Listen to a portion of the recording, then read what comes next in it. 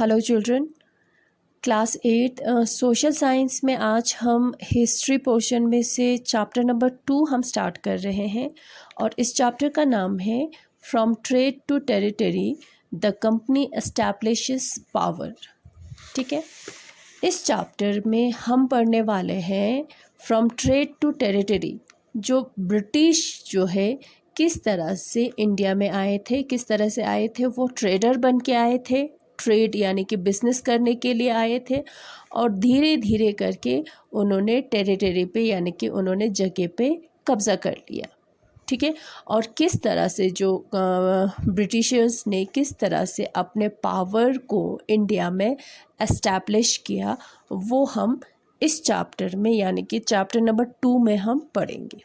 ठीक है, Aurangzeb was the last powerful Mughal ruler, died in 1707।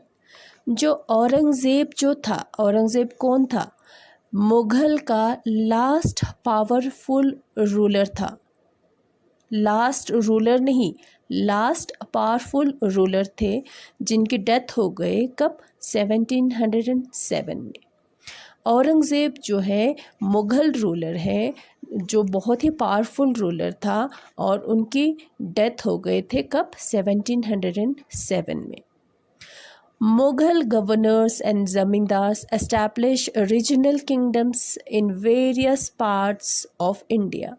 जब औरंगज़ेब की डेथ हो गए तो औरंगज़ेब के बाद जो भी राजा बने थे वो पावरफुल नहीं थे, वो वीक रूलर्स थे, तो उसका फ़ायदा उठाया और गवर्नर्स अलग अलग जगह पे जो गवर्नर्स थे, मुग़ल का जो गवर्नर्स थे, जो ज़मींदार्स थे उन्होंने क्या किया? अपने पावर, अपना अथॉरिटी, अपने आप को मुग़ल से इंडिपेंडेंट किया और अलग अलग पार्ट में जो है जो ज़मींदार्स थे, जो गवर्नर्स थे, उन्होंने अपना ही किंगडम जो है उन्होंने एस्टैब्लिश कर लिया अपने आप को, यानी कि मुग़ल के पावर से उन्होंने अपने आप को फ्री किया।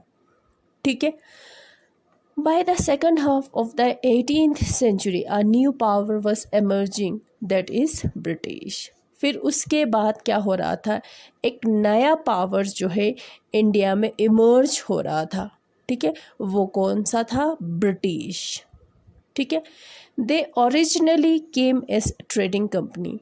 जब वो आए थे इंडिया में, कौन? ब्रिटिश जब इंडिया में स्टार्टिंग में जब वो आए थे तो वो क्या बनकर आए थे? ट्रेडिंग कंपनी बनकर आए थे। ट्रेडिंग कंपनी यानी कि वो कंपनी जो क्या करता हो? ट्रेड करता हो। ट्रेड यानी कि बिजनेस करना, चीज़ों को ख़रीदना बेचना, उसको ट्रेड बोलते हैं।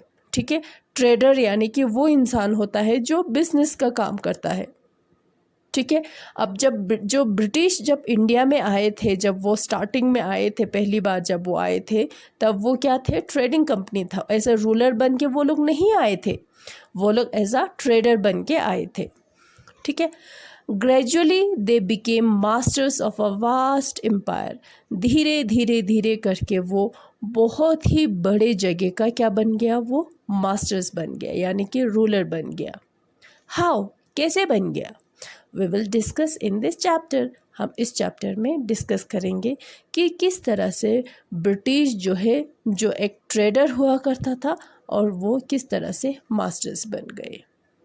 ठीक है, अब सबसे पहला जो टॉपिक हमारा आता है, east India company comes east. जो ईस्ट इंडिया कंपनी जो है वो आए कहाँ पे? ईस्ट में आए, यानी कि इंडिया में आए। ठीक है, अब इसको सबसे पहले ईस्ट इंडिया कंपनी जो है वो एस्टैब्लिश हुआ था कब? 1600 में।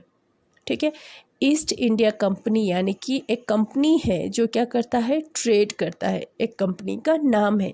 ठीक है, वो कब एस्टैब्लिश हुआ था? 1600 में एस्टैब्लिश हुआ था और 1600 में ईस्ट इंडिया कंपनी को इंग्लैंड के रूलर से उनको चार्टर मिल गया। चार्टर यानी कि उनको परमिशन मिल गया। एक रिटन फॉर्म में जब कोई परमिशन देते हैं ना, उसको चार्टर कहते हैं। किसने दिया उनको परमिशन? किसने दिया? क्वीन एलिजाबेथ फर्स्ट ने। और परमिशन क्या करने की परमिशन दिया? उनको परमिशन दिया ईस्ट के साथ यानी कि इंडिया के साथ ट्रेड करने का परमिशन दे दिया। किसको दिया? ईस्ट इंडिया कंपनी को। किसने दिया? इंग्लैंड की रानी एलिजाबेथ फर्स्ट ने। ठीक है। जब ईस्ट इंडिया कंपनी को वो चार्टर मिल गया, वो परमिशन मिल गया रानी से, तो वो लोग इंडिया में आए।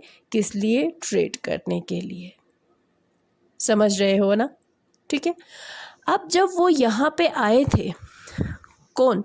ईस्ट इंडिया कंपनी, जो ब्रिटेन का जो ईस्ट इंडिया कंपनी जब इंडिया में आए थे, तब वो अकेला नहीं था ट्रेड करने वालों में से। बहुत सारे अलग अलग जो है कंपनीज थे तब जो इंडिया के साथ ट्रेड करते थे, जैसे कि पोर्टुगीज़। ठीक है। Portuguese already establish there presence in India. Already जब ईस्ट इंडिया कंपनी जो है इंडिया में आए थे तो तब पहले से ही पोर्टुगीज़ आए हुए थे ट्रेड करने के लिए इंडिया में। ठीक है। वास्को दा गामा था। वास्को दा गामा एक इंसान का नाम है जो पोर्टुगीज़ था। उन्होंने सी रूट खोजा इंडिया जाने के लिए। ठीक है। समंदरी जो रास्ता जो है किसने खोजा? वास्को दा गामा ने खोजा इंडिया जाने के लिए। कब? 1498 में। ठीक है। तो फिर उसके बाद फिर आए डच, फ्रेंच। ये सारे ट्रेडर्स थे जो कहाँ आए हुए थे? इंडिया में आए हुए थे। क्या करने के लिए? ट्रेड करने के लिए। अब कौन कौन हुए?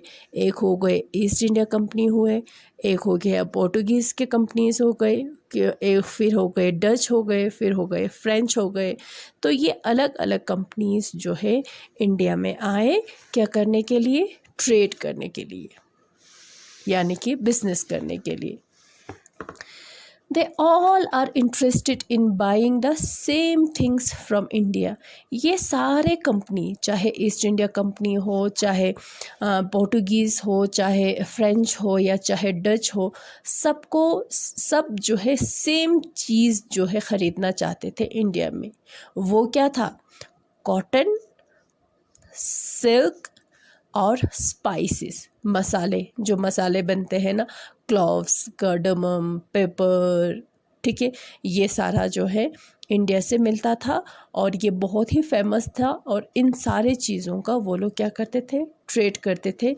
यहाँ से वो लोग ख़रीदते थे और यूरोपियन कंट्रीज़ में जाके वो लोग उसको बेचते थे, जिससे वो लोग बहुत ही ज़्यादा प्रॉफिट वो लोग कमाते थे, प्रॉफिट उनको मिलता था। ठीक है। There was competition among the companies. अब जो है इन्हीं कंपनीज में, ईस्ट इंडिया कंपनीज, पोर्टुगीज़ के, डच के, फ्रेंच के, ठीक है, इन्हीं कंपनीज में बहुत ज़्यादा अब कंपटीशन होने लगे। ठीक है। सबने ख़रीदना था। क्या ख़रीदना था? सबने कॉटन ख़रीदना था, सबने सिल्क ख़रीदना था, सबने स्पाइसेस ख़रीदना था। अब ख़रीदने में क्या होने लगे? कंपटीशन होने लगे। अब उन लोगों में झगड़ा होने लगे, लड़ाई होने लगे। ठीक है। There were battles between them, battles होने लगे, उन लोगों में लड़ाई होता था। ठीक है। और उसमें क्या करते थे वो लोग? सैंक ईच अदर शिप। जो शिप होता है ना, उस टाइम जो है ऐसे जो है ट्रेन वो सब तो बाद में आया। ये जो है उस टाइम जो है किसके ज़रिए वो लोग ट्रेड करते थे? शिप के ज़रिए, यानी कि जो समंदरी जो जहाज़ होता है ना, उसके ज़रिए वो लोग सामान को ले जाते थे इंडिया से। ठीक है। अब जब उन्होंने बैटल्स हुआ तो वो लोग क्या करते थे? एक दूसरे के शिप को डुबो देते थे कभी कभी। ठीक है। या तो वो लोग रास्ता जो है, रूट जो है वो लोग ब्लॉक कर देते थे। ठीक है। Trade was carried on with arms. जो ट्रेड होता था ना, जो चीज़ें होते थे, जो सामान होते थे, उसको ले जाना पड़ता था उन लोगों को हथियार के साथ। ठीक है। क्योंकि उस लोगों में बहुत ही ज़्यादा कॉम्पिटिशन्स थे और उन आपस में वो लोग लड़ाई करते रहते थे। ठीक है। अब जब वो लड़ाई करते रहते थे तो लड़ाई हुआ, फिर उसमें से ईस्ट इंडिया कंपनी जो है वो विक्टोरियस हो गई, यानी कि वो जीत गए। और वो क्या करने लगे? ईस्ट इंडिया कंपनी जो है वो इंडिया के साथ क्या करने लगे? ट्रेड करने लगे, यानी कि बिजनेस करने लगे। समझ में आया? East India Company begins trade in Bengal. अब बंगाल में, यानी कि जगह का नाम है, इंडिया में है, तो बंगाल में वो क्या करने लगे, ट्रेड करने लगे। कौन? East India Company. ठीक है। First English factory was set up on the bank of the river Hooghly in 1651। अब जो है वो लोग क्या एस्टैब्लिश करने लगे, क्या बनाने लगे, वो लोग फैक्ट्री बनाने लगे। ठीक है। उसमें फैक्ट्री में क्या होता था, एक वार हाउस होते थे। वार हाउस क्या होता है, जहाँ पे सामान को रखा जाता है, स्टोर हाउस, या तो हम स्टोर भी कह सकते हैं, गोडाउन हम कह सकते हैं। गोडाउन यानी कि जहाँ पे क्या करते थे वो लोग, सामान रखते थे और उससे क्या करते थे, उसको बिजनेस करने के लिए। ठीक है। अब उस सामान की देखभाल करने के लिए या डील करने के लिए, उसको बेचने के लिए या इंडियन के साथ डील करने के लिए तो कुछ इंसान होना चाहिए, है ना। और वहाँ उसके सामने जो वेयर हाउस जो होता है, उसके सामने क्या होता था, ऑफिसेस होते थे, और उस ऑफिस में ब्रिटिश के कुछ ऑफिसर्स जो है वहाँ पे रहते थे। उस ऑफिस में वो लोग रहते थे और उन सामान की देखभाल करते थे और डील करते थे। ठीक है। Company officials, they persuaded merchants and traders to come and settle near factory। और ये जो ऑफिशियल्स थे वो लोग क्या करने लगे, जो मर्चेंट्स जो बिज़नेस करते हैं ना, जो ट्रेडर्स होता है ना, उनको वो लोग बोलने लगे कि आप लोग आ जाओ हमारे फैक्ट्री के सामने, आप लोग सेटल्ड हो जाओ, वहाँ पे बस जाओ, वहाँ पे रह लो, ताकि हमें क्या हो, बिज़नेस करने में हमें इजी हो, आसान हो जाए। ठीक है। By 1696 it began building a fort around the settlements। फिर धीरे धीरे करके वो लोग फोर्ट बनाने लगे। Bribed Mughal officials to giving the company ज़मींदारी rights. फिर धीरे धीरे धीरे करके वो लोग मुगल्स के जो ऑफिशियल्स होते थे ना, जो मुगल्स राज के एम्पायर के जो ऑफिसर्स होते थे ना, उनको वो लोग ब्राइब करने लगे। ब्राइब यानी कि रिश्वत देना। किस लिए? वो लोग ताकि उन लोगों को ज़मींदारी राइट मिले। ज़मींदारी राइट यानी कि टैक्स कलेक्ट करने का राइट। ठीक है। और धीरे धीरे करके उनको 3 गांव में टैक्स कलेक्ट करने का हक उनको मिला। उसमें से एक गांव था कलिकत्ता, यानी कि अभी वो कोलकाता के नाम से जाना जाता है। ठीक है। 3 जगहों पे उनको मिला ज़मींदारी राइट। उसमें से एक था कलिकत्ता, जो अभी हो गया है कोलकाता। ठीक है।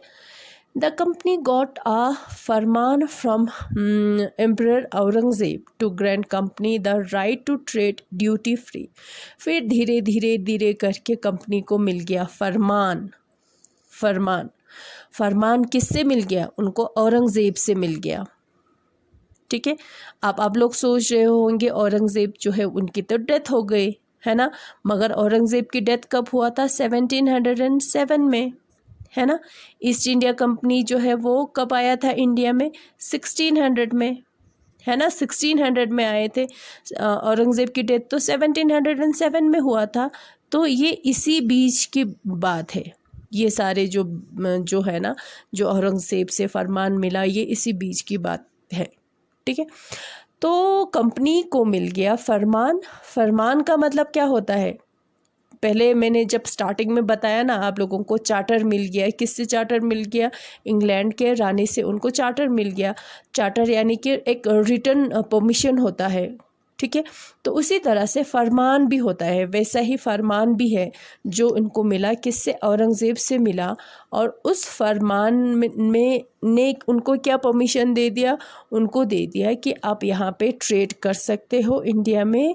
कैसे? Duty free. यानी कि ड्यूटी फ्री वो होता है, अब क्या होता है, जब वो लोग ट्रेड करते थे इंडिया में, तो उसके लिए उनको कुछ टैक्स चुकाना पड़ता था। ठीक है। किसको?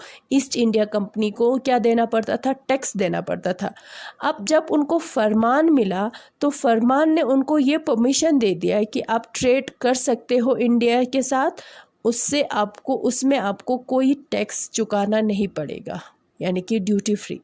ठीक है। अब फ्रीली इंडिया के साथ इंडिया में आप ट्रेड कर सकते हो, ये फरमान उनको ईस्ट इंडिया कंपनी को मिला औरंगज़ेब से, ठीक है। Only the company had right to trade duty free. अब उसमें क्या था, फरमान जो है उसमें क्या था, फरमान में सिर्फ जो कंपनी को सिर्फ हक था, ठीक है। ड्यूटी फ्री ट्रेड करने का हक जो है सिर्फ कंपनी को था, मगर जो कुछ ऐसे भी ऑफिशियल्स थे जो साइड से, जो ब्रिटिश के कुछ ऑफिसर्स थे जो क्या करते थे, साइड से बिजनेस करते थे, यानी कि ट्रेड करते थे, यानी कि हम उसको प्राइवेट ट्रेडर हम बोल सकते हैं, या तो हम उसको प्राइवेट ट्रेड बोल सकते थे, ठीक है। अब ये उन्होंने बोला कि जो ये प्राइवेट आप ट्रेड करते हो उसके लिए आपको ड्यूटी देना पड़ेगा, यानी कि टैक्स देना पड़ेगा।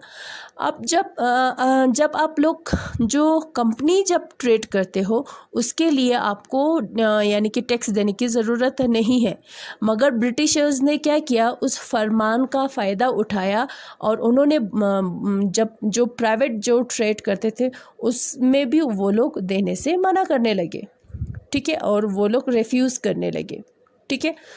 और उसकी वजह से क्या हुआ, बंगाल में काफ़ी ज़्यादा रेवेन्यू का जो है लॉस हुआ, ठीक है। रेवेन्यू जो है लॉस हुआ। रेवेन्यू क्या होता है, टैक्स होता है, जो पैसा हो गया है ना, जो पहले टैक्स मिलता था राजा को एज अ रेवेन्यू या एज अ टैक्स जो मिलता था, अब जब कम मिलने लगे तो क्या होगा, राजा के जो पैसा जो है, जो इनकम जो है वो कम होगा, है ना, ये बात है। How trade lead to battles. अब जो धीरे करके ये जो ट्रेड जो है वो क्या बनने लगे, क्या बन रहा है, क्या किस में चेंज हो रहा था, बैटल्स में चेंज हो रहा था, यानी कि लड़ाई में चेंज हो रहा था। कैसे, अब हम देखेंगे, ठीक है। After the death of Aurangzeb the Bengal nawab asserted their power. जब औरंगज़ेब की डेथ हो गए, है ना, 1707 में जब औरंगज़ेब की जब डेथ हो गए तो क्या हुआ, जो बंगाल में जो नवाब थे वो लोग क्या करने लगे, अपने आप को पावरफुल बनाया, यानी कि अपने आप को बंगाल का नवाब बनाया, यानी कि राजा बनाया, ठीक है। पहले वो लोग किसके अंडर थे, मुगल्स के अंडर थे। तो औरंगज़ेब, मैंने आपको पहले बताया कि औरंगज़ेब जो है लास्ट पावरफुल रूलर था, है ना। जब औरंगज़ेब की डेथ हो गई तो जो बंगाल के जो नवाब जो थे वो लोग क्या होने लगे, अपने आप को असर्टेड देयर पावर्स, अपना पावर्स जो है वो एस्टैब्लिश करने लगे, ठीक है। अब नवाब में कौन कौन थे, सबसे पहले थे मुर्शीद कुली खान, उसके बाद था अलीवर्दी खान और उसके बाद था सिराजु दौला। ये सब कौन था, बंगाल का नवाब था। सबसे पहले मुर्शीद कुली खान, अलीवर्दी खान और सिराजु दौला। अब ये नवाब जो है क्या करने लगे, they refuse to grant the company concessions, demanded large tribute. अब ये नवाब जो थे, बंगाल के नवाबों ने क्या बोला कि अब वो लोग कंपनी को बोला कि अब हम आपको इतना कंसेशन नहीं दे सकते, आपको ड्यूटी फ्री दे रहे हैं, ये सब हम नहीं दे सकते, ठीक है। For company right to trade and stop it from extending its fortification. और उन्होंने बोला कि आप जो ये आप फोर्ट्स बनाते जा रहे हो, फैक्ट्री आप बनाते जा रहे हो, अब ये सब आपको बंद करना पड़ेगा। किसने बोला, नवाब ने बोला, बंगाल के नवाब ने बोला ईस्ट इंडिया कंपनी को, आप जो है आपको कंसेशन नहीं मिलेगा, जब आप ट्रेड करोगे तो उसके लिए आपको टैक्स चुकाना पड़ेगा। और दूसरा, अब ये जो आप फोर्ट्स बना रहे हो इसको आपने बंद करना पड़ेगा, ठीक है। फैक्ट्री आप बना रहे हो ये सारा बंद करना पड़ेगा। आप ज़्यादा यहाँ पे आप ज़्यादा एक्सटेंड यानी कि ज़्यादा जो है एक्सपेंड आप यहाँ पे नहीं कर सकते, ठीक है। The conflict lead to famous battle of Plassey. फिर उसके बाद धीरे धीरे धीरे करके जो है वही कन्फ्लिक्ट या जो नहीं बनता था बंगाल के नवाब और ईस्ट इंडिया कंपनी में, वो बदल गए किस में, एक बैटल में, यानी कि एक लड़ाई में, एक जंग में, जो मशहूर है किसके नाम से, बैटल ऑफ प्लासे के नाम से। ठीक है। बैटल ऑफ प्लासे जो है एक लड़ाई है जो किसके बीच में हुआ था, सिराजुद्दौला जो कौन है, बंगाल का नवाब है, और किसके बीच में, ईस्ट इंडिया कंपनी के बीच में। ठीक है। बैटल ऑफ प्लासे जो है कब हुआ था, 1757 में। किस किस के बीच में हुआ था, सिराजुद्दौला और ईस्ट इंडिया कंपनी के बीच में ये जंग हुआ। ठीक है। अब हम देखते हैं कि इस बैटल के बारे में। वो बैटल कब हुआ था, 1757 में हुआ था। ठीक है, 1757 में। सिराजुद्दौला अब ये सिराजुद्दौला जो है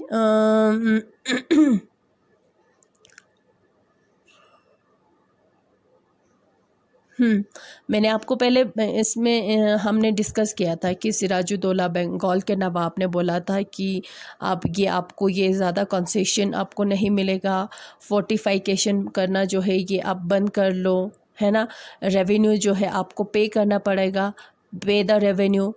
after negotiations failed the nawab march with the 30,000 soldiers to the English factory at Kasim Bazar. ठीक है। तो सबसे पहले बंगाल के नवाब यानी कि जिसका नाम था सिराजुद्दौला ने बोला कि ईस्ट इंडिया कंपनी को क्या बोला कि आपको क्या करना पड़ेगा, आपको ये जो ड्यूटी फ्री आप ट्रेड करते हो वो आपको नहीं मिलेगा, उसके लिए आपको टैक्स चुकाना पड़ेगा, आपको रेवेन्यू देना पड़ेगा। दूसरा, आप ये ज़्यादा फोर्टिफिकेशन नहीं कर सकते, फोर्ट्स ज़्यादा नहीं बना सकते। ठीक है। तो ये सब बोला, मगर जो है ईस्ट इंडिया कंपनी ने क्या किया, उनके बात को नहीं माना। तो उसका नतीजा क्या हुआ, सिराजुद्दौला जो है अपने सोल्जर्स के साथ, अपने सिपाहियों के साथ, जो कितने थे 30,000 सोल्जर्स उनके पास थे, और वो इंग्लिश फैक्ट्री की तरफ जो कहाँ पे थे, कासिम बाज़ार में थे, वो वहाँ पे चले गए। ठीक है।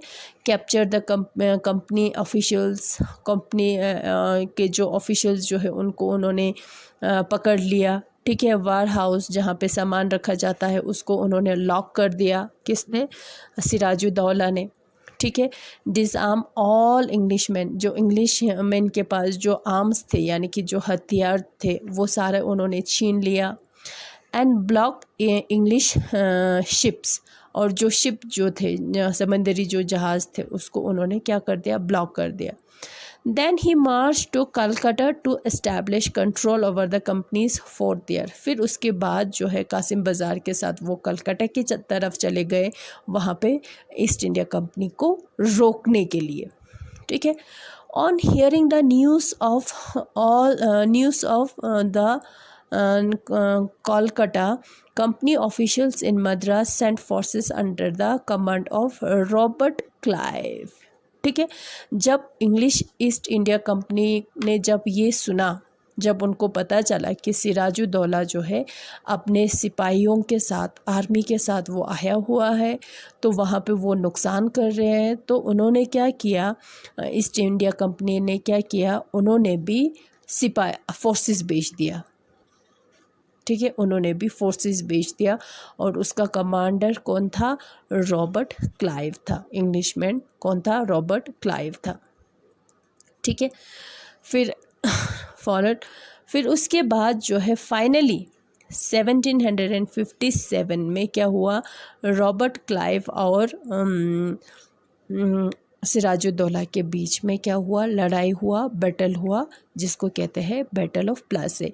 प्लासे जो है एक जगह का नाम है जो कहाँ पे है, बंगाल में है। ठीक है। वहाँ पे लड़ाई हो गया ईस्ट इंडिया कंपनी और सिराजुद्दौला जो बंगाल का नवाब है, उन दोनों के बीच में। ठीक है।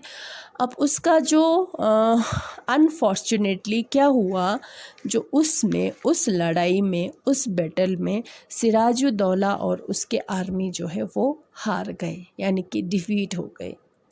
ब्रिटिशर्स ने यानी कि ईस्ट इंडिया कंपनी ने उनको हराया, सिराजुद्दौला को हराया उस जंग में। One of the main reason for the defeat of the Nawab was that the forces led by Mir Jafar, one of the Sirajuddaulla's commander, never fought the battle.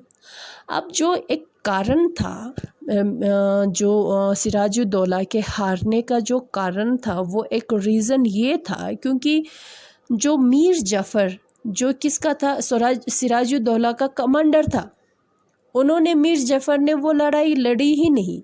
क्यों? क्योंकि उसको पहले से ही रॉबर्ट क्लाइव ने, ठीक है, क्लाइव ने उसको पहले से ही उसको अपने तरफ किया हुआ था। उसने बोला, रॉबर्ट क्लाइव ने बोला कि मीर जफ़र को तुम हमारा साथ दे दो, ठीक है, अगर तुम हमारा साथ देते हो सिराजुद्दौला को हराने में, तो हम क्या करेंगे, सिराजुद्दौला को हरा के तुम्हें बंगाल का नवाब बना देंगे। ठीक है, उसको लालच दे दिया। किसको? मीर जफ़र को। मीर जफ़र कौन थे? सिराजुद्दौला का कमांडर था। ठीक है, तो फिर ये जो मीर जफ़र जो है वो क्लाइव के कहने पे आए और उसने लड़ाई लड़ी ही नहीं, और उसका नतीजा ये हुआ कि बैटल ऑफ प्लाज़े में सिराजुद्दौला और उसके आर्मी जो है क्या हो गए, हार गए। ठीक है, the battle of Plassey became famous, और ये जो बैटल ऑफ प्लाज़े जो है वो फेमस हो गए, यानी कि मशहूर हो गए। क्यों? Because it was the first major victory the company won in India. वो पहला जीत था किसका? कंपनी का, ईस्ट इंडिया कंपनी का, जो इंडिया में उनको मिला था। सबसे पहली बार उनको जीत मिला था एक जंग में, इंडिया को हराने में वो क्या हो गए, वो सक्सेसफुल हो गए। ठीक है,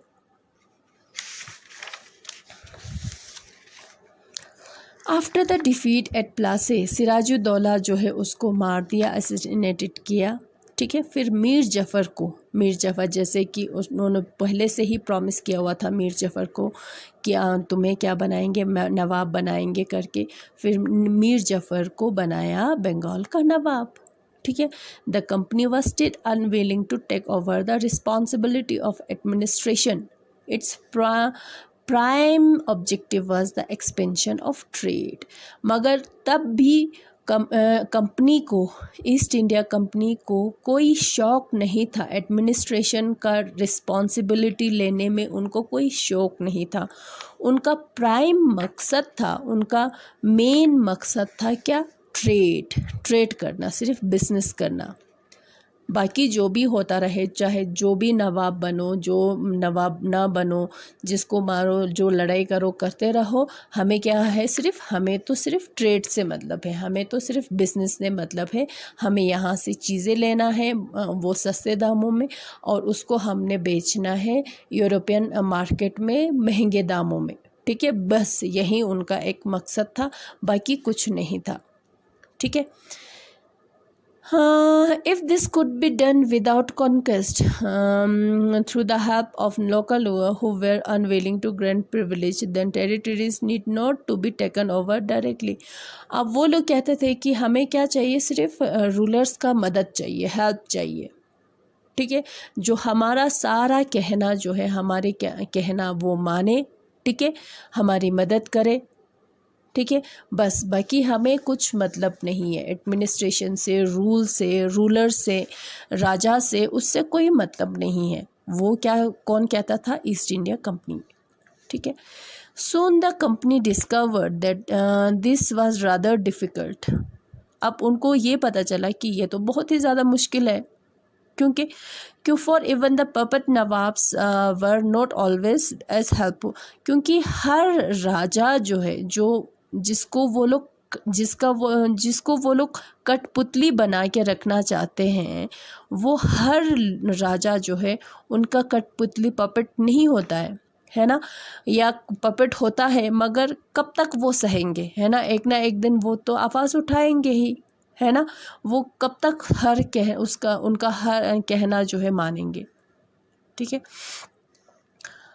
what could be the company do when Mir Jafar protested, the company deposed him and installed Mir Qasim in his place।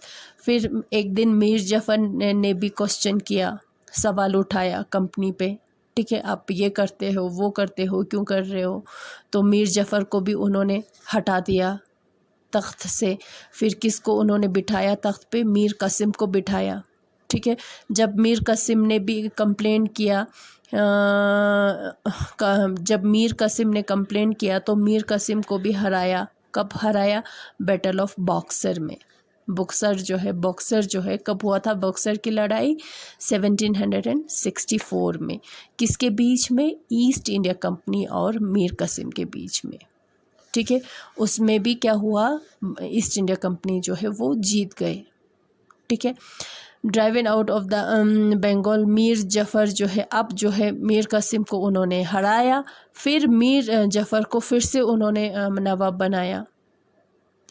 The Nawab had to pay 5 lakh every month, but the company wanted more money to finance its wars and meet the demand of the trade, its other expenses।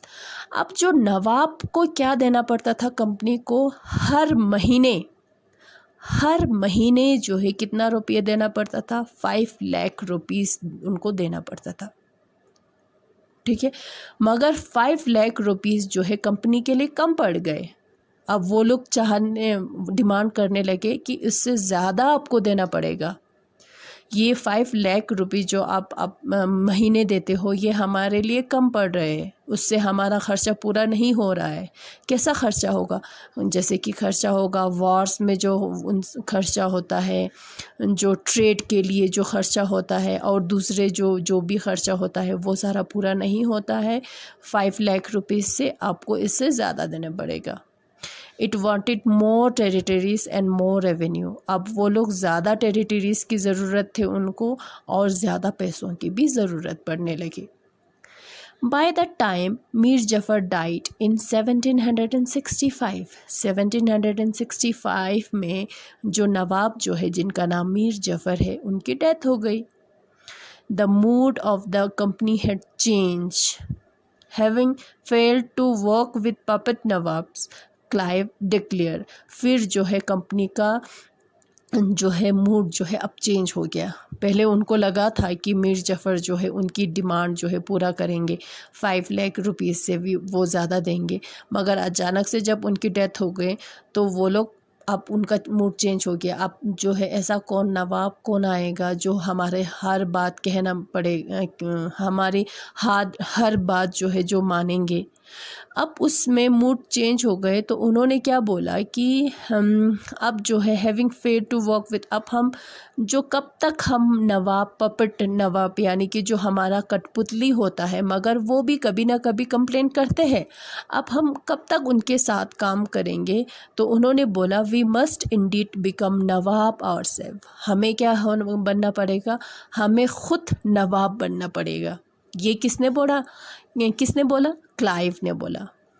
Finally, in 1765, the Mughal emperor appointed the company as the Diwan of the provinces of Bengal. Finally, 1765 में मुग़ल के राजा ने company को बंगाल का दीवान बनाया। दीवान वो होता है एक मिनिस्टर जैसा होता है जिसके अंडर क्या होता है? फाइनेंशियल जो डिपार्टमेंट जो होता है उसके अंदर होता है दीवान। ठीक है। फाइनेंशियल एडमिनिस्ट्रेटर होता है, सारा फाइनेंशियल जो काम जो है वो वही देखभाल करेंगे। तो वो कंपनी को बनाया बंगाल का दीवान। किसने? मुग़ल के राजा ने। ठीक है। The Diwani allowed the company to use the vast revenue resources of Bengal. जब उनको दीवान बनाया तो उनके तो ऐश हो गए। ठीक है। अब जो जितना भी उनको जो भी पैसा जो है, रेवेन्यू जो है, अपने मर्जी से वो लोग यूज़ कर सकते थे। ठीक है। This solve a major problem, उनकी बहुत सारी प्रॉब्लम जो है अब सॉल्व हो गए। ठीक है। जैसे कि सॉल्व हो गए देर द कंपनी, पहले जो फेस करते थे अलग अलग प्रॉब्लम्स, वो बहुत सारे वो सॉल्व हो गए। ठीक है। अब जब पहले जब वो लोग इंडिया से जब चीज़ें ख़रीदते थे, कौन, ईस्ट इंडिया कंपनी, तो उसके बदले में वो लोग क्या लाते थे वहाँ से, गोल्ड और सिल्वर लाते थे, यानी कि सोना और चांदी लाते थे। उसके बदले में इंडिया से चीज़ें जो है वो लोग ख़रीद के ले जाते थे। ठीक है। वो ले आते थे ब्रिटेन से, क्या लाते थे, गोल्ड एंड सिल्वर लाते थे। This was because at this time Britain had no goods to sell in India. अब इंडिया में बेचने के लिए उनके पास कुछ होता नहीं था, तो वो लोग लाते थे गोल्ड और सिल्वर लाते थे। ठीक है। The outflow of the gold from Britain slow after the battle of Plassey. जब वो लोग बैटल ऑफ प्लासे में जब ईस्ट इंडिया कंपनी जीत गए, तो वहाँ से सोना आना, यानी कि सोना जो चांदी जो ब्रिटेन से आते थे वो कम हो गए, कम होने लगे अब। ठीक है। And entirely stop after the assumption of Diwani. जब उनको दीवानी मिला बंगाल का, तब तो बहुत पूरा सोना और चांदी आना ही बंद हो गया। ठीक है। Now revenue from India could finance company expenses. This revenue could be use to purchase cotton and silk textile in India, maintain company troops and meet the cost of building the company fort and offices at Calcutta. अब जब उनको दीवानी मिला, जब दीवानी का जब उनको right मिला, तो ये जो है पूरा प्रॉब्लम जो है वो सॉल्व करने लगे। अब वही पैसा वो लोग यूज़ करने लगे, क्या, किसके लिए, कॉटन ख़रीदने के लिए, सिल्क ख़रीदने के लिए। ठीक है।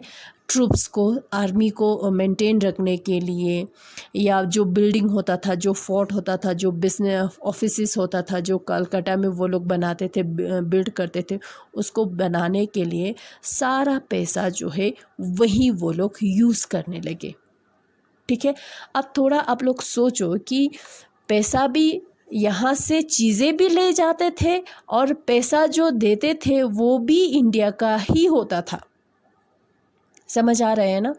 जो चीज़ें जो है वो ख़रीद के ले जाते थे, ठीक है, उसका बिजनेस करते थे, उस चीज़ों को ख़रीदने के लिए पैसा भी इंडिया का होता था। कितना बेवकूफ़ वो बना रहे थे। समझ में आया। तो वो अब जब उनको दीवानी मिला, तब उनको क्या, पूरा जो है रेवेन्यू जो है, पैसा जो है, वही पैसा वो लोग यूज़ करने लगे, चीज़ें ख़रीदने के लिए, आर्मी को मेंटेन रखने के लिए, फोर्ट्स बनाने के लिए वो लोग वही पैसा खर्च करने लगे। ठीक है।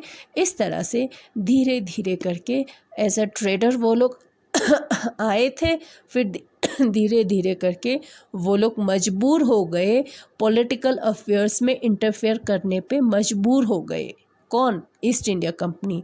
क्यों? क्योंकि हर उनका कहना जो है हर नवाब नहीं मान रहे थे, तो उसके साथ क्या करना पड़ता था, वॉर करना पड़ता था। फिर इस तरह से जिस तरह से वो हो रहे थे, यही ट्रेड जिस तरह से पॉसिबल हो रहे थे, उसी तरह से वो लोग कर रहे थे।